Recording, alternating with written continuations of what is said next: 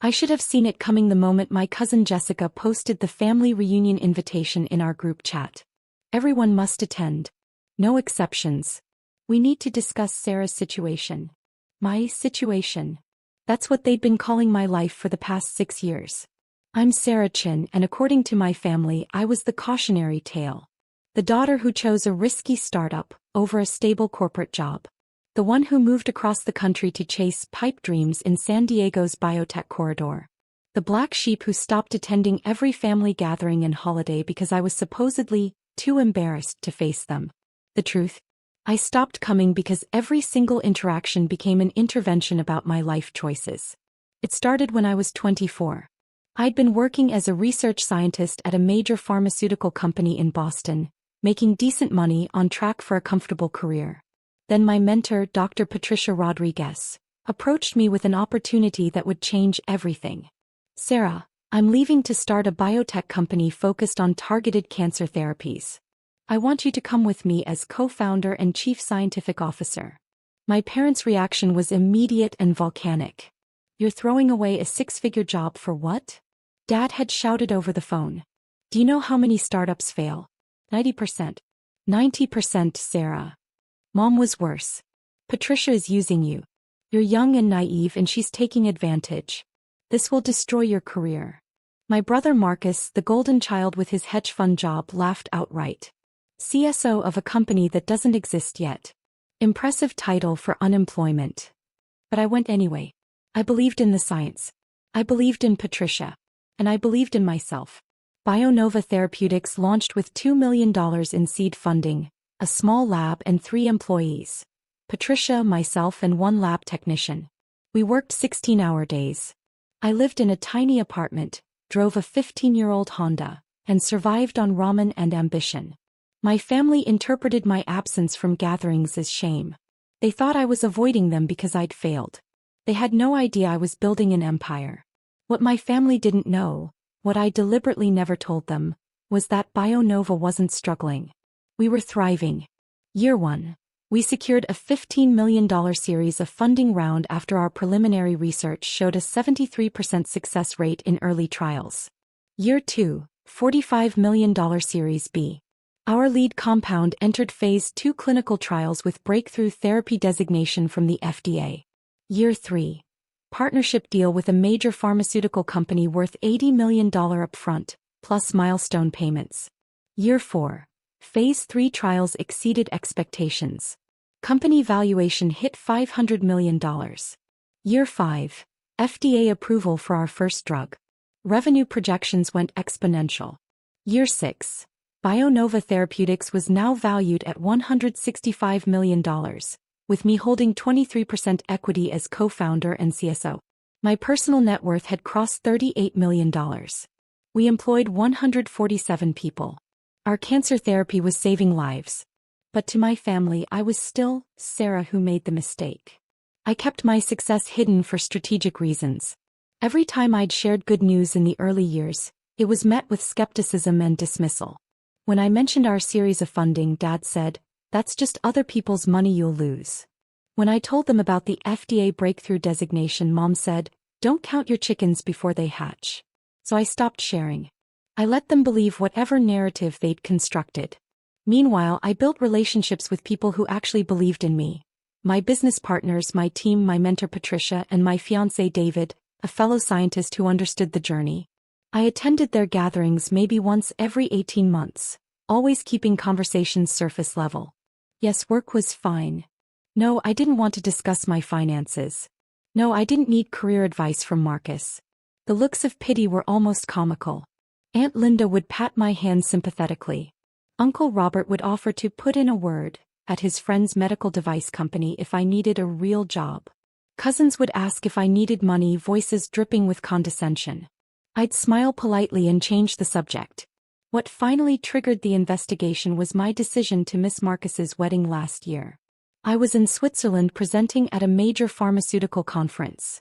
BioNova had been invited to showcase our research to European investors. It was the opportunity of a lifetime. I sent a generous gift and my regrets. Marcus was furious. He called me selfish, accused me of jealousy, and told everyone I was too broke to afford the trip.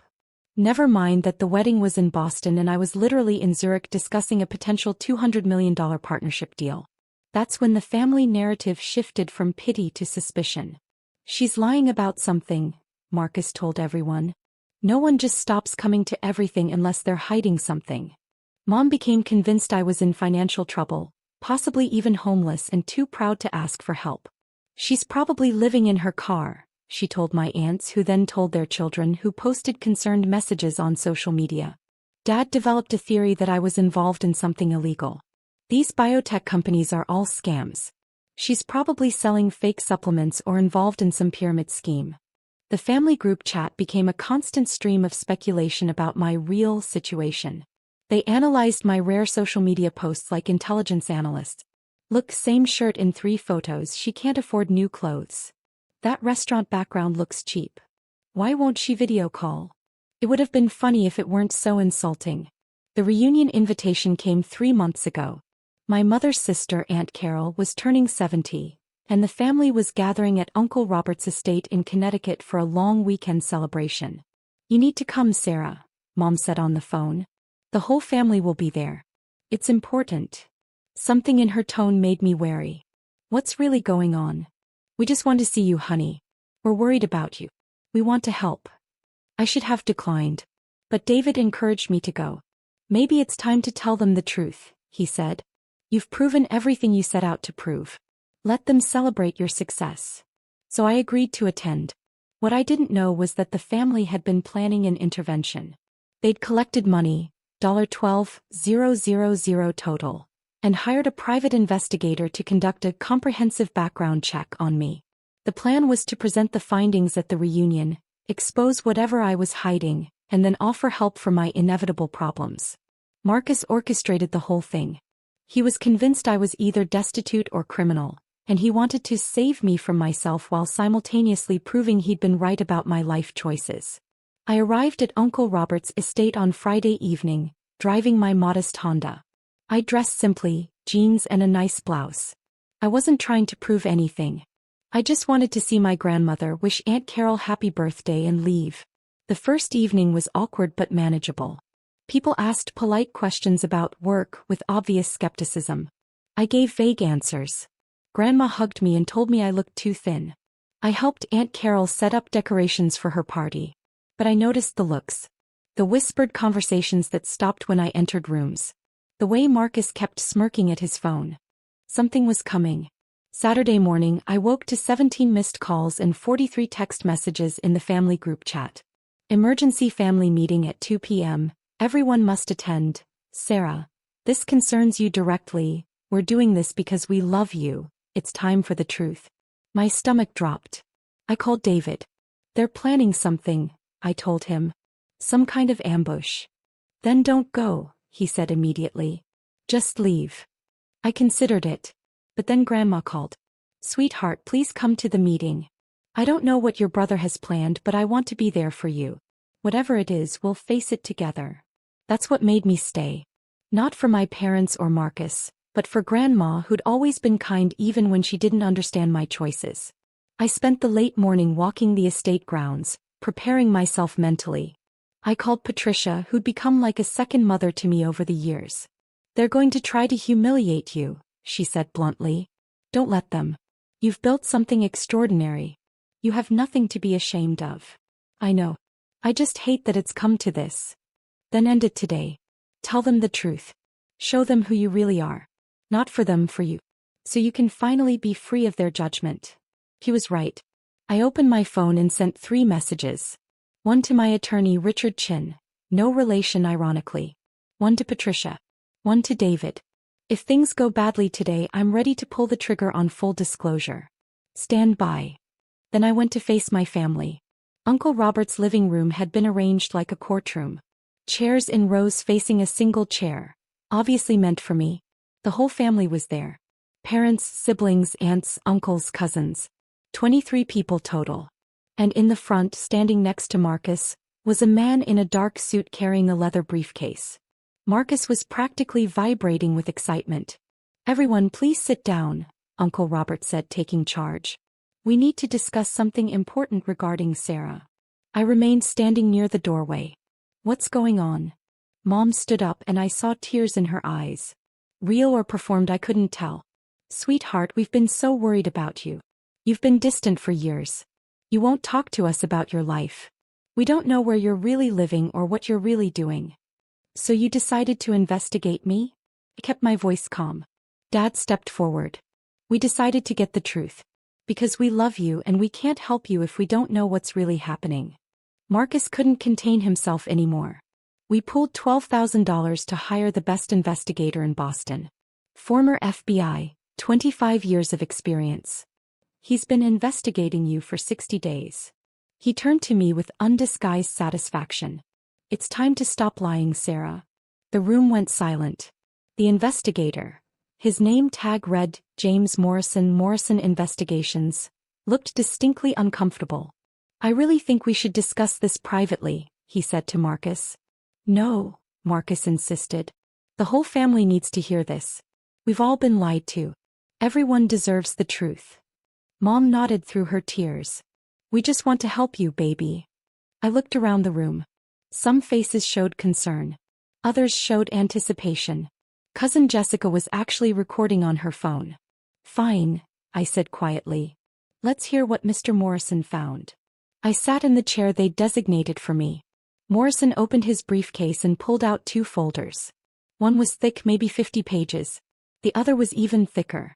Mr. Chin, Marcus, hired me to conduct a comprehensive background investigation on Sarah Chin, Morrison began. As a former FBI agent and licensed investigator, I take my work seriously. I conducted a thorough investigation following all legal protocols. Marcus leaned forward. Tell them what you found.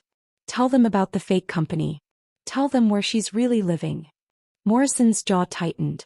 Sir, I need to explain something first. When I conduct investigations, especially on family members, I have a professional and ethical obligation to investigate all relevant parties. Financial investigations often involve multiple family members, especially when... Just read the report, Marcus snapped. Morrison looked at me. For the first time I saw something in his eyes. Respect? Sympathy?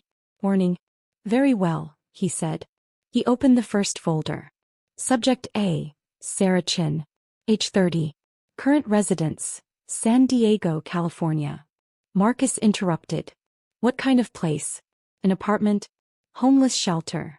Morrison's voice was flat. A 2,400 square foot condominium in La Jolla, purchased outright in 2021 for $1.8 million. The room went silent. Dad spoke first. That must be wrong. Morrison continued reading. Employment. Co-founder and chief scientific officer of BioNova Therapeutics Incorporated company founded February 2019. Current company valuation according to last funding round. $165 million. Mom made a small sound. Subject holds 23% equity in the company. Personal net worth, liquid and equity combined. Approximately $38 million. Subject's annual compensation.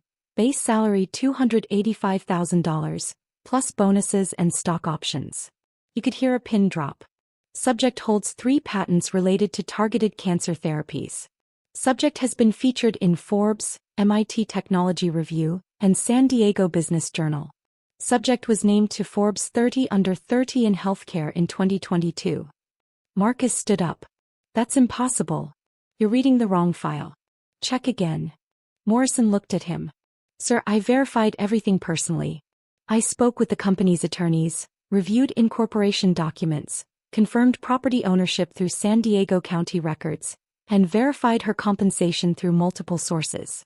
Sarah Chin is exactly who she says she is, a successful biotechnology executive. He pulled out a copy of a Forbes magazine and held it up. There I was on page 47 in a photo from the 30 Under 30 feature. Aunt Linda gasped. Oh my God. But Morrison wasn't finished. He closed the first folder and picked up the second one. His expression hardened. However, during my investigation as is standard protocol, I also examined the financial relationship between Sarah and her family members. What I found was concerning. Marcus's face changed from shock to confusion. What do you mean? When Sarah Chin left for California 6 years ago, She maintained a joint checking account with her parents, something she'd had since college. She also had a trust fund established by her grandmother that was managed by her Uncle Robert Chin as trustee. Uncle Robert went pale. Sarah never closed these accounts. According to bank records I was able to legally obtain through my investigation, there have been systematic unauthorized withdrawals from both accounts over the past 6 years. Mom stood up. What are you talking about? Morrison opened the second folder. From the joint checking account which Sarah continued to deposit money into monthly, apparently believing it was being saved, there have been withdrawals totaling $147,000. None of these withdrawals were made by Sarah. Dad's face turned red. Now wait just a minute.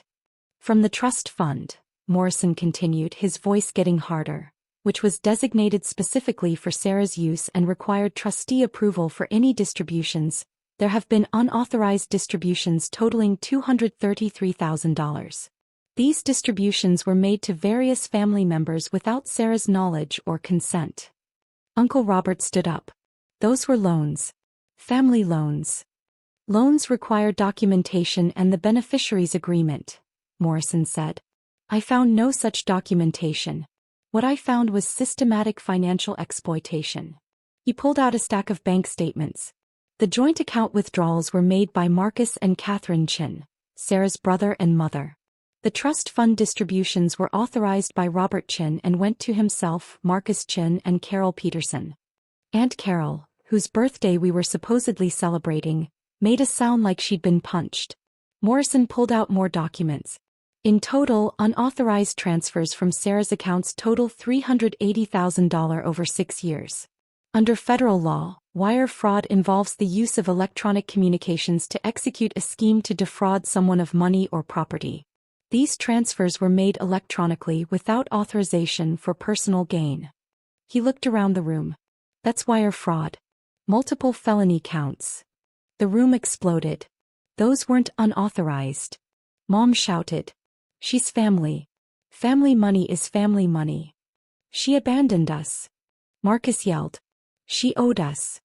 Uncle Robert was backing toward the door. This is a misunderstanding. I was managing the trust. I had discretion. You had discretion to distribute funds to Sarah, Morrison said coldly. Not to yourself. Not to your nephew. The trust documents are very clear. I sat there processing. $380,000. They'd taken $380,000 from me while calling me a failure. While pitying me. While investigating me to prove I was a fraud. I stood up slowly. Sarah, honey, we can explain, Mom said, her tears now clearly real. We thought you were struggling. We thought. You thought you'd help yourselves to my money while telling everyone I was probably homeless, I said quietly. You hired an investigator to humiliate me in front of the entire family because you were convinced I was either poor or criminal. I looked at Morrison. Thank you for your thorough work. I'd like copies of everything, please. Of course, Ms. Chin. I've also taken the liberty of forwarding my findings too. That's when we heard the cars. Multiple vehicles pulling up outside. Car doors slamming. Morrison checked his watch. That would be them. Uncle Robert ran to the window. Oh God. Oh God, no. Marcus grabbed Morrison's arm. What did you do? Morrison pulled his arm away. As a former FBI agent, I'm still a mandated reporter. When I discover evidence of felony financial crimes during an investigation, I'm legally required to report it to the appropriate authorities. I contacted the FBI's Financial Crimes Division 3 days ago. The doorbell rang. Uncle Robert opened it to find 6 FBI agents standing there, 2 in suits and 4 in tactical gear. Robert Chin, Marcus Chin, Catherine Chin, you need to come with us. The next 30 minutes were chaos. Mom collapsed into a chair, sobbing. Dad stood frozen, his face gray. Marcus tried to run for the back door, but 2 agents were already there. This is insane.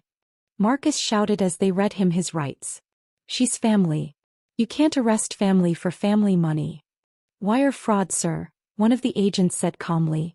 Multiple counts. Conspiracy to commit fraud. If convicted, you're looking at up to 20 years per count. Uncle Robert was pleading. I'll pay it all back. Every penny. Sarah, please tell them it was a misunderstanding. I stood there watching, feeling nothing. Or maybe feeling everything at once. Aunt Carol was crying. I didn't know it was wrong. Marcus said Sarah gave him permission. I never gave anyone permission, I said clearly. I had no idea any of this was happening. One of the agents approached me. Miss Chin? I'm Agent Williams. We'll need you to come to the field office to give a formal statement. Of course. You're not required to press charges, but given the amount and duration. I'll press charges, I said. All of them. Mom looked up at me, mascara running down her face. Sarah, please. We're your family. I looked at her. Really looked at her. This woman who gave birth to me, raised me, and then spent 6 years taking my money while pitying my choices. No, I said quietly. Family doesn't do this. Family doesn't steal from you and then hire investigators to humiliate you. Family doesn't spend years telling everyone you're a failure while secretly funding their lives with money they stole from you. I turned to the agents. When do you need me? Monday morning if that works for you. I'll be there. They led Mom, Marcus, and Uncle Robert out in handcuffs. Dad wasn't arrested. Apparently he hadn't directly participated in the withdrawals. But he looked destroyed anyway. The remaining family members sat in stunned silence. Jessica, who'd been recording everything, had stopped at some point. She was pale. Sarah, we didn't know. Didn't you? I asked. Every single one of you participated in the narrative that I was a failure. That I was struggling. That I needed help. Not one of you thought to simply ask me directly if I was okay. You all just assumed. Cousin David, not my fiancé, my cousin, spoke up. But you never told us the truth. Because every time I tried I was dismissed or doubted. So I stopped trying. I built my life with people who believed in me from the start. I picked up my bag. Grandma stood up. She was the only one who'd been completely silent through everything. She walked over to me slowly. I'm sorry, she said simply. I should have asked. I should have trusted you. I felt my throat tighten. You were always kind to me, Grandma. Even when you didn't understand. I'm proud of you, she said. Your grandfather would have been too. He always said you had a brilliant mind. That almost broke me. But I held it together. I need to go, I said. I walked out of Uncle Robert's house, got in my 15-year-old Honda, which I kept because it ran perfectly fine and I liked it, and drove away. My phone started ringing before I even reached the highway. David, Patricia, my attorney Richard. I pulled over and called David first. How bad? He asked. FBI arrested 3 of them. Wire fraud charges. $380,000 total. He was quiet for a moment. How are you? I don't know yet. Ask me tomorrow. Come home. I'll be waiting. The legal process took 6 months. Mom, Marcus, and Uncle Robert were all charged with multiple counts of wire fraud and conspiracy. The evidence was overwhelming. Morrison's investigation had documented everything, and the bank records told the full story. Uncle Robert, who had the most legal exposure as the trustee, took a plea deal. He pled guilty to 2 counts of wire fraud, paid back his portion, $89,000, plus penalties, and received 3 years probation with 500 hours of community service. He also lost his job as a financial advisor. His license was revoked. Marcus fought the charges. He went to trial, was convicted on 4 counts, and received 2 years in federal prison. He'll likely serve 14 months with good behavior. Mom also took a plea deal. She pled guilty to 1 count of wire fraud, paid restitution $147,000, and received 2 years probation. Her penalty was lighter because the prosecutor acknowledged she'd been manipulated by Marcus to some degree, though that didn't excuse what she'd done. Dad divorced her 3 months after the arrests. The family fractured completely. Some members sided with Mom and Marcus, claiming I'd overreacted and should have just worked it out privately. These people are no longer in my life. Others reached out with genuine apologies. Grandma, Aunt Linda, Cousin David, and a few others who acknowledged they'd been wrong to judge me without knowing the truth. I accepted their apologies but maintained boundaries. I'm cordial at the rare family gatherings I attend now, but I'm not close with any of them except Grandma. The money was fully recovered, plus penalties and legal fees. I donated the entire amount, $524,000 total, to cancer research foundations. I didn't want it anymore. It felt tainted. Morrison sent me the full investigative report. It was actually fascinating to read. He'd done his job extraordinarily well, documented my entire professional history, interviewed my colleagues under false pretenses, tracked my finances legally through public records and credit reports. The irony was that in doing the thorough job Marcus had paid for, he'd uncovered the truth Marcus couldn't handle. I sent Morrison a thank you note and a $5,000 bonus for his integrity in reporting the crimes. He wrote back, "Miss Chin, I have 3 daughters. I hope if they're ever in your position someone would do the same for them. You built something remarkable. Don't let anyone make you ashamed of that. Ever." I framed that note. It's in my office. BioNova Therapeutics was acquired last month by a major pharmaceutical company for $890 million. My 23% stake was worth $204 million. I'm now Executive Vice President of Research and Development for the parent company, leading a team of 300 scientists. Our cancer therapy has now saved over 4,000 lives. We have 3 more drugs in the pipeline. David and I got married in a small ceremony in San Diego. Patricia officiated. My grandmother attended, along with the few family members I still speak with. The rest of the guests were friends, colleagues, and chosen family, people who believed in me from the start. I think about that day at Uncle Robert's house sometimes. The moment Marcus so confidently announced they'd exposed my lies. The look on his face when Morrison opened those folders. Part of me wishes it had never happened. That my family had just been proud of me. That they'd believed in me instead of judging me. But another part of me knows it needed to happen. I needed to see clearly who they really were. I needed to stop seeking their approval. I built my empire without them. I saved lives without them. I became successful despite their doubt, not because of their support. And that's okay. I don't need them to validate my worth. I never did. Last week I received a letter from Marcus. He's in prison serving his sentence. The letter was 8 pages long, mostly excuses and self-pity, but at the end he wrote, "I should have been happy for you instead of threatened by you. I'm sorry I wasn't a better brother. I haven't decided if I'll respond. Mom sends cards occasionally. She doesn't ask for forgiveness anymore. She just sends updates about small things. The weather, her garden, a recipe she tried.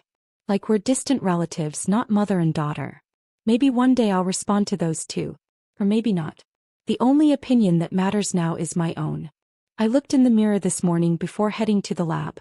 Dr. Sarah Chin, Executive Vice President, cancer researcher, company co-founder, Forbes 30 Under 30 Saver of Lives. And I thought, they tried to investigate me to prove I was a fraud. Instead, they proved I was exactly who I said I was all along. Just not the person they wanted me to be. And that's their loss, not mine.